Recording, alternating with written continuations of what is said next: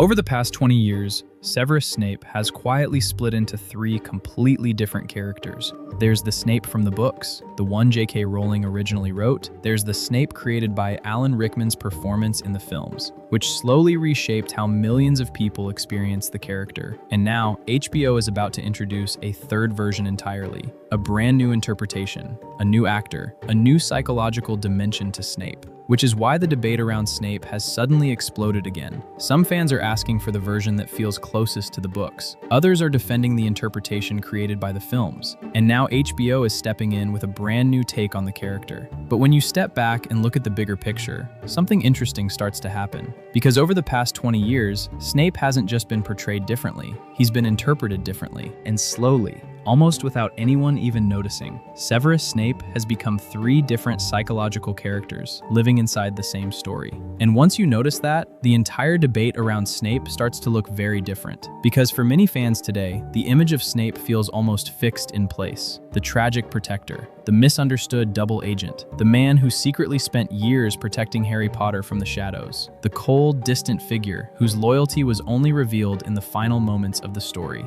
And honestly, that interpretation makes sense. The ending of the series almost demands it. Harry sees Snape's memories, the tragedy unfolds, the truth is revealed, and suddenly everything we thought we knew about the character flips upside down. The cruel professor becomes a hidden guardian. The bitter man becomes a tragic hero. It's powerful, it's emotional, and for many viewers, it completely redefines the character. But when you stop and think about it, something about that transformation is slightly strange. Because if you go back to the beginning of the story and meet Snape again for the first time, the version of him we encounter doesn't really feel like that tragic protector at all. In fact, he feels like something very different. Actually, he feels angry, petty, and strangely invested in humiliating children. And that becomes clear almost immediately. The first time we really see Snape interact with Harry happens during Harry's very first potions lesson. Snape enters the dungeon classroom, robes sweeping behind him, and immediately starts describing potion making as a subtle and exact science. And honestly, it's a great introduction.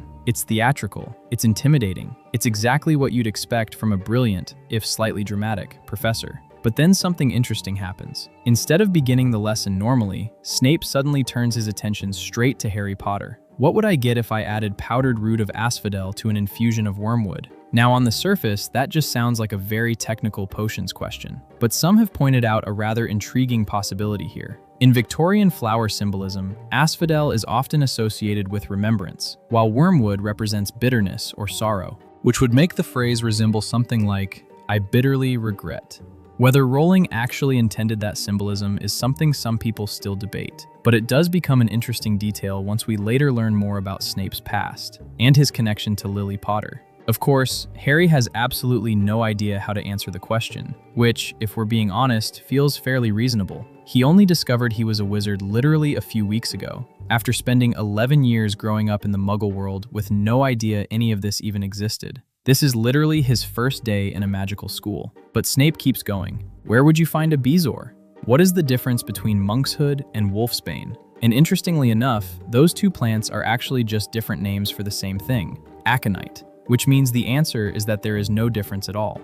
So the question itself almost feels designed to catch someone who doesn't already know the trick. This isn't really a lesson, it's a demonstration that Harry Potter does not know things. Which is a fairly brutal way to welcome an 11-year-old student into your classroom. And in that moment, something important about Snape's psychology begins to emerge. Because when Snape looks at Harry, he isn't just seeing a confused child on his first day of school. He's seeing the face of James Potter staring back at him. This is the version of Snape the story introduces first. Not the tragic protector revealed at the end of the series, but the bitter teacher who still seems deeply connected to the humiliations of his past. And moments like this start to reveal something interesting about Snape's psychology. Because humiliation is rarely random. People who experience humiliation early in life often become extremely sensitive to it later. And Snape's childhood contains quite a lot of it.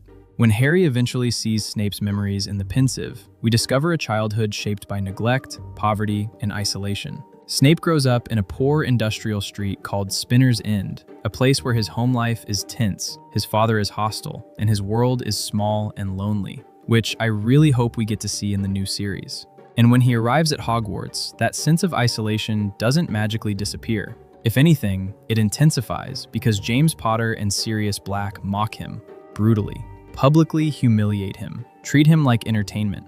Experiences like that don't just create resentment, they reshape how someone understands power, which might explain something about Snape's classroom. Because his lessons often feel less like teaching and more like control. Snape controls the questions, Snape controls the answers, Snape controls the grades, which means the hierarchy of the room becomes very clear very quickly. Snape teaches, and everyone else survives, which kind of makes you think, is a slightly dramatic way to run a classroom. Especially the fact that the students involved are literally 11 years old. One wrong answer, one poorly brewed potion, one small mistake, and suddenly the entire class is watching someone get dismantled like a faulty potion ingredient in front of the room. Which may explain why, years later, Neville Longbottom's Boggart turns into Professor Snape. Not Voldemort, not dark magic, his teacher. And when you actually stop and think about that for a second, that's unsettling. But this is where the character becomes genuinely fascinating, because despite all of this,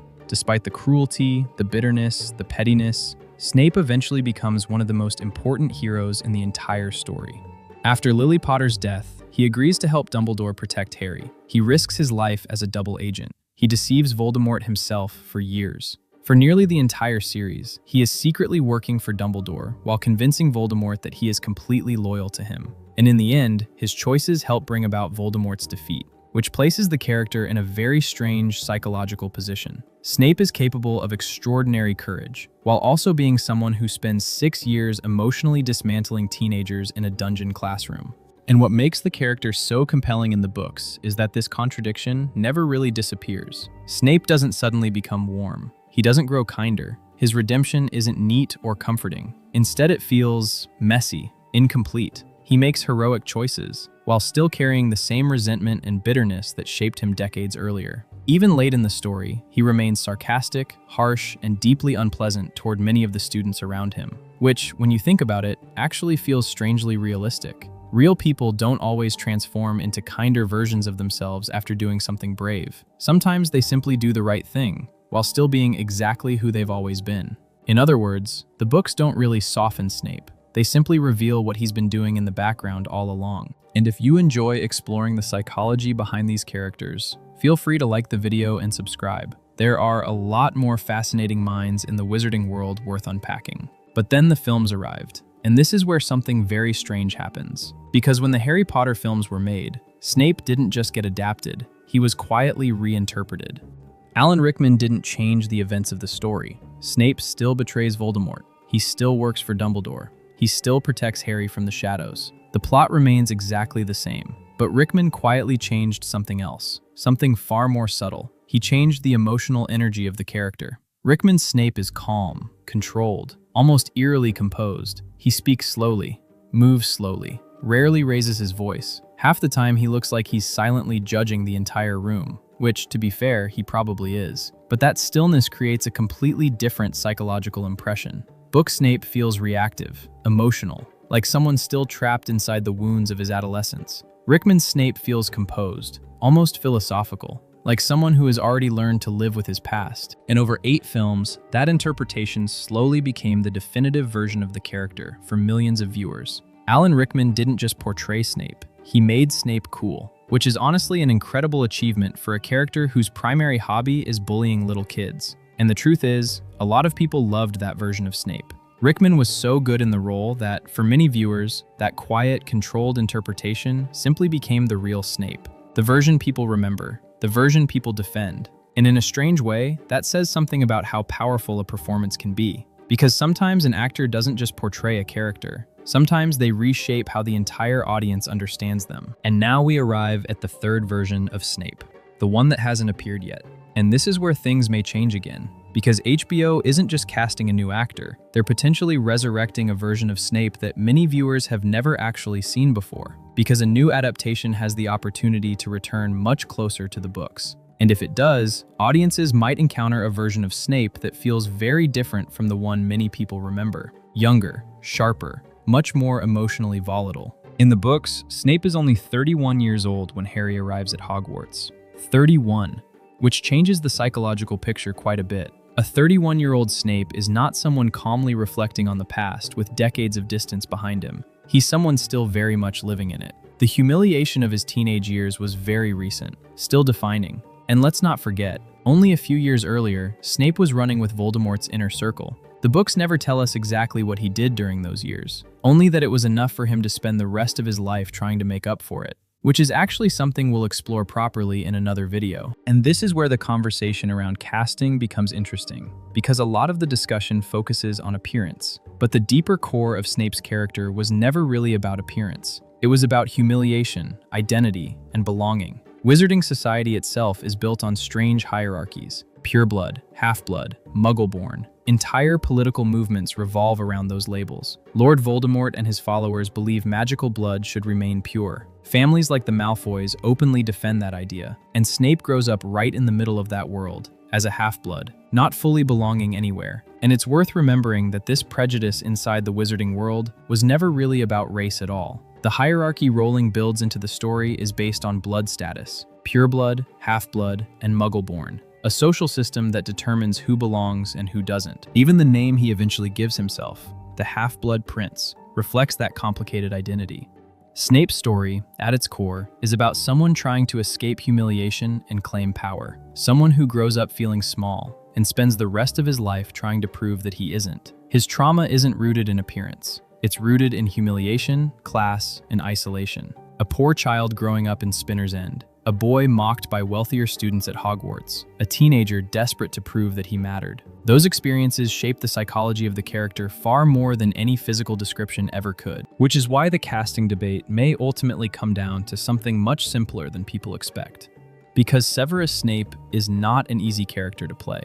The role requires someone who can portray bitterness without turning the character into a cartoon villain, intelligence without arrogance, cruelty without losing the audience's empathy. Someone capable of carrying enormous emotional weight while saying very little at all. And that's part of why Alan Rickman left such a powerful mark on the character. His performance balanced all of those contradictions. He could be intimidating and strangely sympathetic at the same time. And for many viewers, that interpretation became the Snape they remember. In fact, Rickman's portrayal was so compelling that for many fans, it's difficult to imagine anyone else capturing that same balance of menace, intelligence, bitterness, and quiet tragedy. So the real question surrounding a new adaptation may not simply be what the actor looks like. It may be whether they can carry the psychological complexity that makes the character work in the first place. Because the reason so many people love the wizarding world in the first place is that, despite the magic, the characters feel real. Their insecurities feel real. Their rivalries feel real. Their wounds feel real. And Snape, perhaps more than anyone else in the story, embodies that uncomfortable realism. Because depending on which moments you focus on, Snape becomes a very different person.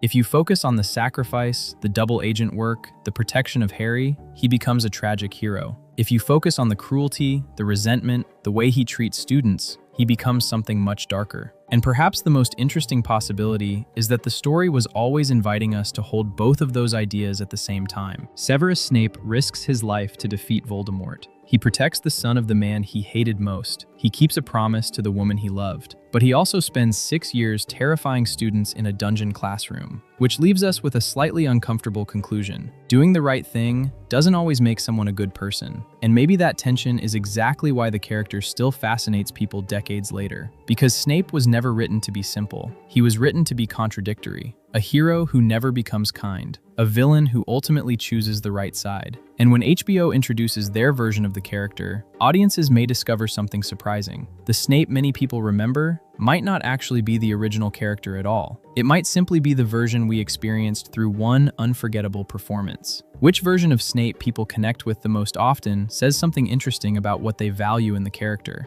And maybe that's why the debate around Snape never really ends. Because when we think about Severus Snape, which version of him are we actually remembering?